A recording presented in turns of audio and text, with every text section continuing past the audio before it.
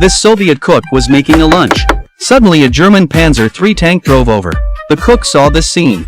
He was very terrified, and quickly hid behind the soil slope, to make sure there were no soldiers.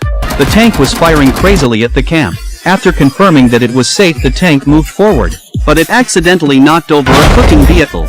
The Soviet cook was very angry, so he grabbed an axe. The cook jumped onto the top of the tank and started pounding on the hatch.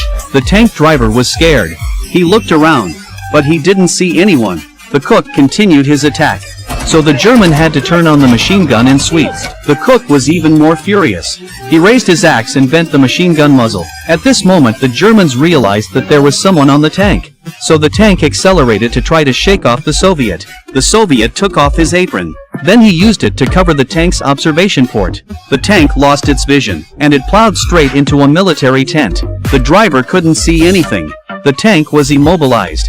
Then the cook got out of tent. To break the German psychological defense, the man deliberately jumped around on the tank, to create the illusion that there were many people on the tank. The man even lit some dry grass, and stuffed it into the tent. Soon the thick smoke entered the inside of the tank. Under such interference, the German tank crew thought they were surrounded, so they opened the hatch and came out to surrender. The Soviet cook even threatened the Germans to throw out all their weapons.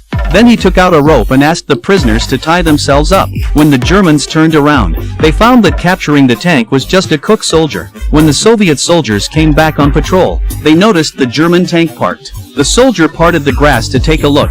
The cook loudly told everyone that the enemy had been captured. When the soldiers entered the camp, the table was already full of German sausages, and there was a German tank and 4 prisoners. The soldiers were stunned by what they saw. This was seemingly unbelievable story. The Soviet cook was a real person. After that he was promoted to platoon leader. This story tells us, never mess with the cook's food.